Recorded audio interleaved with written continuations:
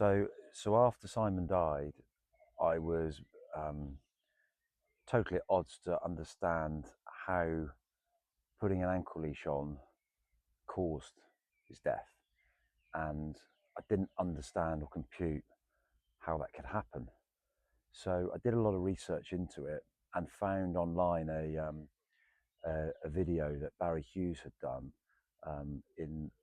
who's a whitewater paddleboarder, where quick release leashes are commonplace. So he had done he'd done a scenario where he'd showed in a river that moving water in an environment where he had controlled people around him showed that with a PFD as well, that you couldn't raise your body up and free yourself from an ankle leash in slow moving water. And that just changed everything for me and got me on a mission to understand from the industry and the manufacturers why they hadn't got onto this and moved things forward, and boards were still being sold with ankle leashes with no education around it. There was no governing body of note. So I found that the paddleboard community were incredible people, a really close community, and they all got on board very quickly to try and change things.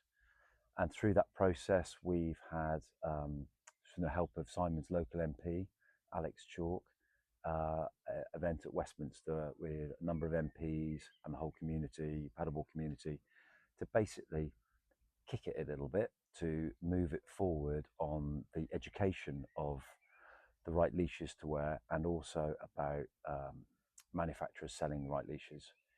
And we've made some progress, and there has been some change. There is now a new governing body of paddleboarding, but the progress has been slow.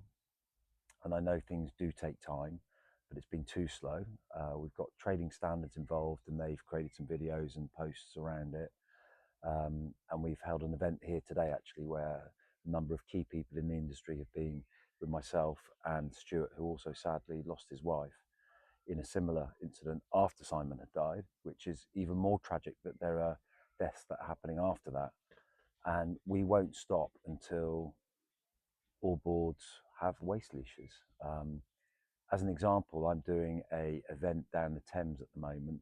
So from the source of the Thames to the Houses of Parliament, wearing my waist leash, and other people around me have been doing the same, to show and educate people and raise money for education around it. But one stat I'll give you is I've got a lot of time on my hands whilst I'm paddleboarding down the Thames, and I've seen 75 paddleboarders so far. 4 have been wearing waist leashes, 3 weren't wearing leashes.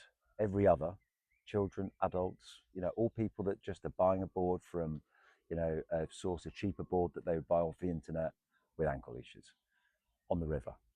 So what that's shown me on the trip that I'm on is that nearly 6 years have passed since Simon died, and there's still a hell of a lot that needs to be sorted.